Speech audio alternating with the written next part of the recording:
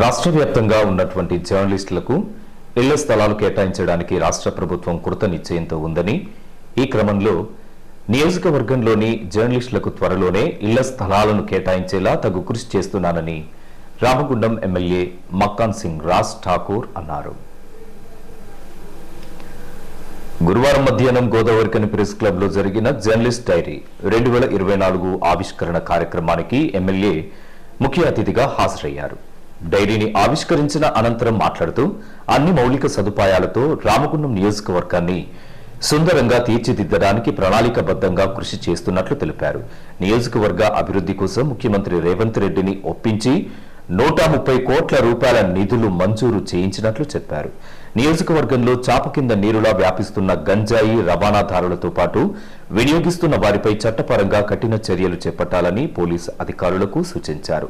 జర్నలిస్టులకు ఇళ్ల స్థలాలు కేటాయించడానికి కట్టుబడి ఉన్నానని, త్వరలోనే ఇప్పించేలా కృషి చేస్తానని ప్రకటించారు.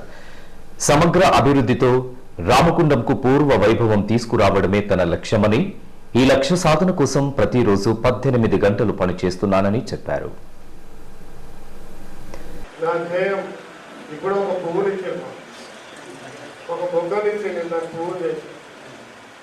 నాకు అవకాశం ఇచ్చారు ఎమ్మెల్యేగా. ఈ నగరాన్ని కూడా ఇంత పువ్వులాగా అందంగా తీర్చిదిద్దడమే నా యొక్క కర్తవ్యం. దాంట్లో భాగంగానే ఇలా కొత్త కమిషనర్ గారు వస్తారు, కొత్త ఏసీపీ గారు వస్తారు, కొత్త సిఐలు వచ్చినారు, కొత్త సిపి గారు వచ్చినారు. మీడియా వాళ్ళందరూ పాత వాళ్ళు ఉన్నారు. కొత్త వాళ్ళతో మంచి పనులు చేయించే బాధ్యత మనం కూడా ఏసీపీ గారు చెప్పినట్టుగా ప్రభుత్వానికి, ప్రజలకు, వ్యవస్థకు వారధిగా ఉండి ఎప్పటికప్పుడు మంచి చేసే విధంగా, అవినీతి లేకుండా, దోపిడీ లేకుండా ఈ ఊరు, ఈ నగరం బొందలగడ్డ అయిన విషయం మీ అందరికీ తెలిసిందే. కొంతమంది దాన్ని వ్యతిరేకించిన ఇది అక్షరాల నిజం. ఎందుకంటే చాలా ప్రాంతాల్లో ఈరోజు ఏదైతే శాసనసభ్యుడైనా 2 నెలల పైన వ్యవధి, అంటే దాదాపుగా 3 నెలలకు కావస్తా ఉంది, ఇంకా కాలేదు. మరి ఈ 2 నెలల వ్యవధిలోనే నెల రోజులు ప్రజలకు మళ్ళీ థ్యాంక్ చేసిన కార్యక్రమం ఉంటే, 15 రోజులు అసెంబ్లీ కార్యక్రమం ఉంటే, ఈ 15 రోజులు తక్కువ 10 రోజులు కూడా నిరంతరం మా రామగుండం మా ప్రాంత సమస్యలు, మా నీళ్ళు మాకు కావాలి, మా కొనుగోలు మాకు కావాలి, మా ప్రాంతానికి పూర్వవైభవం రావాలని నిరంతరం ముఖ్యమంత్రి గారి దగ్గరికి, మిగిలినటువంటి సంబంధిత మంత్రివర్యులందరికీ, అధికారులకు అందరికీ కలుస్తూ, చెప్తూ, ఒప్పించి చివరికి అప్పుల గుప్పై ఖజానా కాలైపోయిన రాష్ట్రంలో మొన్న దాదాపుగా ఒక 12,000 కోట్ల మళ్ళీ అప్పుగా తీసుకొచ్చే కార్యక్రమం భాగంగా ఈరోజు ఏ రోజు కూడా డబ్బులు రాకుండా ఒట్టికినే నోటిఫికేషన్ వచ్చినటువంటి ఆ గత ప్రభుత్వ కాలంలో ఈరోజు మళ్ళీ రాష్ట్రంలో నేను గర్వంగా చెప్తా ఉన్నా, మీ కుటుంబ సభ్యుడిగా, ఏ ఒక్క శాసనసభ్యుడికి ఎక్కడికి కూడా సీఎం ఇచ్చినటువంటి స్పెషల్ డెవలప్మెంట్ ఫండ్ 10 crores తప్ప, ఈజీఎస్ సంబంధించిన 2-3 కోట్లు తప్ప ఎక్కడ లేదు. ఇలా రామగుండానికి 100 కోట్లు టీయూఎఫ్ఐడిసి ద్వారా తీసుకొచ్చిన చరిత్రగా మీ కుటుంబ సభ్యుడిగా నేను అని చెప్పి మీరు గర్వపడేటువంటి మా నాయకుడు అని చెప్పే విధంగా తీసుకురాగలిగినారని చెప్పి చెప్తా ఉన్నాను. దాంతోపాటు 10 కోట్ల డిఎంఎఫ్టీ నిధులు, దాంతోపాటు 10 కోట్ల స్పెషల్ డెవలప్మెంట్ ఫండ్ ముఖ్యమంత్రి గారు ఇచ్చిన నిధులు, దాంతోపాటు ఈజీఎస్కి సంబంధించిన 4 కోట్ల పల్లె ప్రాంతాలకు తీసుకొచ్చిన, పాత ఏదైతే డబ్బులు ఉన్నాయో మరుగుడు పడ్డాయో 13 కోట్లు 15 కోట్లు, అంటే దాదాపు ఒక 29 కోట్ల రూపాయలు తిరిగిపోయేటువంటి డబ్బులను కూడా మళ్ళీ తెప్పించి మన పల్లె ప్రాంతాల్లో డిఎంఎఫ్టీ కూడా పెట్టగలిగిన విషయాన్ని గర్వంగా చెప్తున్నాం. దీన్ని బట్టి దాదాపు 150 కోట్ల రూపాయలతో అలా పనులు ప్రారంభిస్తా ఉన్నాం. గర్వంగా చెప్తా ఉన్నా, మీ బిడ్డగా మీరందరూ గర్వపడేటువంటి కార్యక్రమం చేస్తున్నారు తప్ప ఇంకేమైనా పోయింది. పోలీస్ స్టేషన్ కాస్త పంచాయతీల అడ్డగా మారింది. ఇప్పుడు ఆ పరిస్థితి లేదని నేను అనుకుంటా ఉన్నాను. అదే మాదిరి కొత్త అంశాలు వచ్చేది, ఒక నిజాయితీ, ఒక నిబద్ధతతోటి ఈ ప్రాంతానికి పూర్వవైభవం తీసుకొచ్చే విధంగా ఇక అనేక కార్యక్రమాలు చేయబోతా ఉన్నాం. దాంట్లో ఇప్పుడే ఏసీపీ గారు చెప్తా ఉన్నాం, ఏదో చిన్న వార్త వస్తే దానికి మీడియా, ఇక్కడ ఉన్న రికగ్నైజ్డ్ మీడియా కొందరు ఉంటే, మనకు రికగ్నైజేషన్ కాకుండా ఉన్న వాళ్ళు ప్రతి ఇంటికి ఒక మీడియా ఉన్నారు. ఎవరేం రాస్తారో తెలియదు. వాట్సాప్ చూసే వరకు సేమ్ పత్రిక కంటే ఆంధ్రజ్యోతి కంటే, దక్కన్ క్రానికల్ కంటే, హిందూ కంటే మంచి ప్రింట్ తోటి బ్రహ్మాండంగా ఈనాడు ప్రింట్ కంటే బ్రహ్మాండంగా వాట్సాప్లో న్యూస్ వస్తుంది, ప్రెస్ అని చెప్పి అది ఏమొస్తుందో ఎందుకు మాట్లాడతారో అర్థం కాని భాషలో. ఏదేమైనా అలాంటి వాళ్ళని కూడా గుర్తించాల్సిన అవసరం లేదు. ప్రధానమైనటువంటి పత్రికలు ఎవరైతే ఉన్నారో, ఎవరైనా రికగ్నైజ్ అయిన వాళ్ళు ఉన్నారో, ఇవాళ వాళ్ళు రాసి నిజాలు తెలుసుకొని ఈ ప్రాంత అభివృద్ధి కొరకు అందరం కలిసి ముందుకు పోదామని నేను చెప్తా ఉన్నాం. ఈ ముందుకు పోయే కార్యక్రమంలో ఏదైనా రోడ్ ఎక్స్పాన్షన్ చేయాలంటే ఇలా నేనే ఎగ్జాంపుల్ చెప్తున్నాను. నాకు సంబంధించిన 36 ఎకరాల ల్యాండ్ నాకు తెలియకుండా రాష్ట్ర ముఖ్యమంత్రి గారు తీసుకున్నారు, మీ అందరూ తెలిసిందే ఆ రోజు రాజశేఖర్ గారు. అలాంటి కొన్ని కార్యక్రమాలకి, బిల్డింగ్లు కట్టే కార్యక్రమాలకి, కొన్ని నిధులు ఇచ్చేటువంటి కార్యక్రమాలు అధికారులకు సహకరిస్తూ దోపిడీ జరగకుండా నిజాయితీగా పోయేటువంటి దాంట్లో మీడియా కూడా సమానమైనటువంటి పాత్ర వహించాల్సినటువంటి అవసరం ఉంది. ఆ అవసరం తీసుకోగలిగితేనే ఈ నగరానికి పూర్వ వైభవం వస్తుంది. ఆ పూర్వ వైభవం తీసుకురావడానికి నేను నిరంతరం నిద్రాహారాలు మారి దాదాపు 24 గంటల సమయం ఉంటే నేను 18 గంటలు పనిచేస్తాను. ఇలా నేనే కాదు, మా ప్రభుత్వం అంతా కూడా పనిచేస్తుంది. మరి అదే మాదిరిగా మీడియా మిత్రులకు నిన్న మీరు చూసిన స్వయంగా ముఖ్యమంత్రి గారు ఉన్నా, నేను ఒక గంట సేపు వారితో పాటు స్వయంగా ఒక 1 to 1 కేటాయించే అవకాశం దొరికింది. చాలా అంశాలు డిస్కషన్కి వస్తాయి మన కాన్ఫరెన్సీ రాష్ట్రం అని. దాంట్లో మీడియాకు సంబంధించిన అంశం కూడా నేను మాట్లాడాను. తప్పకుండా రాష్ట్ర వ్యాప్తంగా మీకు ఏమంటారు అది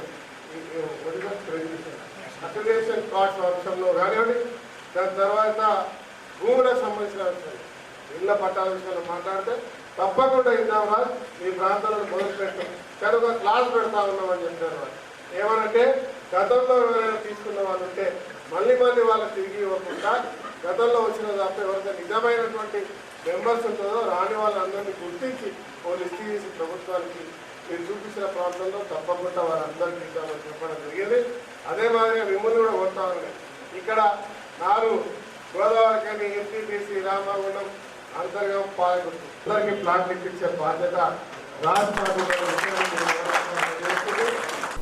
ఏసీపీ మడత రమేష్, నగరపాలక సంస్థ కమిషనర్ శ్రీకాంత్ మాట్లాడుతూ నూతన డైరీ ఆవిష్కరణ సందర్భంగా ప్రెస్ క్లబ్ సభ్యులకు శుభాకాంక్షలు తెలిపారు. మెరుగైన సమాజ నిర్మాణం దిశగా కలిసికట్టుగా ముందుకు సాగుదామన్నారు. 40 ఏళ్ల ప్రస్థానాన్ని పూర్తి చేసుకున్న ప్రెస్ క్లబ్ విశిష్టతను, ఔన్నత్యాన్ని క్లబ్ అధ్యక్షులు పోదరి కుమార్ వివరించారు. కార్యక్రమానికి మమ్మల్ని పిలవడమే ఒక రకంగా సర్ప్రైజ్. ఎందుకు సర్ప్రైజ్ అంటున్నానంటే మేము కామన్ జెర్రీలు అంటున్నాం. కామన్ జెర్రీ ఇప్పటికీ కొనుక్కుంటే కానీ ఎప్పుడు విడిపోవు. ఒక వార్తా సేకరణ లోపల మీరు ఎంత కష్టపడతారో నాకు బాగా తెలుసు. ఇప్పుడు పెద్దలు చెప్పినట్టు ఒకప్పుడు ఒక వార్త సేకరించి 84లో అంటే అప్పుడు నేను 9th or 10th చదువుతున్నాను. 84లో వార్త సేకరించి వారం రోజులు పంపిస్తే ఆ వార్తను వారం రోజులు నెల రోజులు చర్చించుకునే విధంగా ఉండేది అప్పటి వార్తలు. ఏదైనా వార్త పంపించినట్టు. అయితే ఇప్పుడున్న సామాజిక మాధ్యమాల ద్వారా కానీ టెక్నాలజీ ద్వారా కానీ పెరిగిన తర్వాత ఒక వార్త యొక్క మీరు ఎంత కష్టపడి వార్త సేకరించినప్పుడు కూడా దాని యొక్క స్పాన్ 1 గంట 2 గంటలు లేకుంటే మహాంటే ఒక అర్ధ గంట ఒక పూట వాట్సాప్లో వచ్చిందంటే ఆ వాట్సాప్ మళ్ళీ అది చదివే లోపల ఇంకో వార్త వచ్చింది. ఇట్లాంటి పరిస్థితి లోపల మీ యొక్క శ్రమను నిజంగానే ఒక వార్తను ఎంత రీడబిలిటీ అంటాం. ఆ రీడబిలిటీగా మలవాలంటే చాలా నైపుణ్యం ప్లస్ అది కూడా అవసరం. నిజంగానే సమాజానికి మీ అవసరం చాలా బాగుంటుంది. ఎందుకంటే 4th estate అని ఎందుకంటారంటే సమాజానికి గవర్నమెంట్కు మీరు కళ్ళు చెవులు లాంటి వారు. అప్పుడప్పుడు మేము ఈ వార్తా సేకరణలో భాగంగా లేదు మిగతా విఐపి సెక్యూరిటీ అప్పుడు కానీ లేకుంటే ఇంకా వేరే రకరకాలైన బందోబస్తున్నప్పుడు కానీ మీకు మాకు ఎక్కడో ఒక చోట ఫ్రిక్షన్ నడుస్తూనే ఉంటారు. ఎక్కడో ఒక చోట సపోజ్ సీఎం ప్రోగ్రామ్ ఉంది. సీఎం ప్రోగ్రామ్ లోపల ఫస్ట్ ఫోటో తీయాలని మీరు అసలు సీఎం గారికి లేకుంటే ఎమ్మెల్యే గారికి విఐపీలకు ఏ రకమైనటువంటి ఇబ్బంది లేకుండా వాళ్ళని పంపించాలని మేము. మీది తప్పు కాదు, మాది తప్పు కాదు. సో ఇట్లాంటి ప్రతికూల ప్రభావం ప్రతికూల పరిస్థితి లోపల మనం కలిసి పనిచేయాల్సిన అవసరం చాలా ఉంది. మీ అవసరం మాకు చాలా ఎక్కువగా ఉంది. మరి ఈ ప్రెస్ క్లబ్ గోదావరి కని వారి ఆధ్వర్యంలో డైరీ ఆవిష్కరణ కార్యక్రమం చేసుకుంటున్నారు. మీ అందరికీ ముందుగా శుభాకాంక్షలు అండి. ఈ మీడియా ఎల్లవేళలా ఇప్పుడు మేము అధికారులము ఎప్పుడు కూడా నిర్లక్ష్యంగా అజాగ్రత్తగా ఉండకుండా మీ యొక్క వార్తలతోటి మమ్మల్ని ఎప్పుడు అలర్ట్ చేస్తూనే ఉంటారు. మరి మన రామగుండం పట్టణ అభివృద్ధిలో మీ యొక్క సహకారంతో మీ అందరినీ సమన్వయం చేసుకుంటూ మరి అభివృద్ధికి కూడా మీ వంతుగా కృషి చేస్తూ నన్ను ఆ వైపుగా నడిపించి మన పట్టణం మంచిగా ఉండే విధంగా అంటే స్పీడ్గా డెవలప్ అయ్యే విధంగా మీ అందరి సహకారం కావాలని కోరుకుంటున్నాను. ప్రెస్ క్లబ్ 1984 జనవరి 22 తేదీన స్థాపితమైంది. ఈ సంవత్సరం జనవరి 22తో 40 సంవత్సరాల ప్రస్థానాన్ని అప్రతిహాతంగా పూర్తి చేసుకుంది. ఈ నేపథ్యంలో ఈ 40 ఏళ్ల చరిత్రను ఒకసారి సింహావలోకనం చేసుకుంటూ అన్నింటినీ ఒక పుస్తక రూపంలో ముందుకు తీసుకురావాలని భావించాం. కొత్తగా సామాన్య రూపంగా అనుకున్నాం, కానీ వీలైతే త్వరగా కంప్లీట్ చేయాలనే ఉద్దేశంతో ఒక డైరీని ఆవిష్కరించాలని చెప్పి ప్రయత్నం చేశాం. ఈ మధ్యలో సంక్రాంతి రావడం సంవత్సరాలు జరుపుకొని కాస్త ఆలస్యమైంది. 40 సంవత్సరాల ప్రస్థానంలో మా ప్రెస్ క్లబ్ అంచెలంచెలుగా ఎదుగుతూ ఇతర ప్రాంతాల వారికి మార్గదర్శకంగా పూర్తిదాయకంగా నిలుస్తూ వస్తుంది. అందుకు గల కారణం మా సీనియర్లు మాకు చూపిన మార్గదర్శనంలో తరతరాలుగా వస్తున్న నాయకత్వం పయనిస్తుండడం మూలంగా ఇలాంటి ఖ్యాతిని ప్రెస్ క్లబ్ సంపాదించిందని మీకు సగర్వంగా తెలియజేసుకుంటున్నాను. తొలుత 11 మంది సభ్యులతో ప్రెస్ క్లబ్ ప్రారంభమైంది. ప్రస్తుతం 136 మంది సభ్యులతో మనుగడను కొనసాగిస్తున్నాం.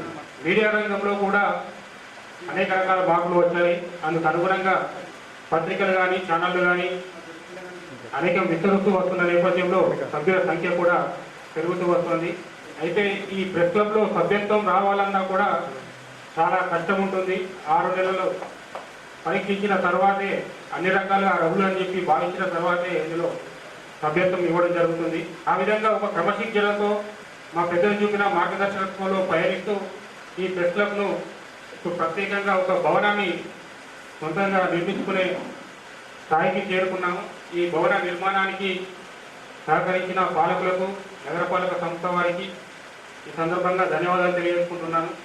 ఇదే దారిలో పయనిస్తూ భవిష్యత్తులో కూడా మా క్లబ్ సభ్యుల సంక్షేమం, అభివృద్ధి దిశగా మా ఈ నాయకత్వం పనిచేస్తూ వస్తుంది.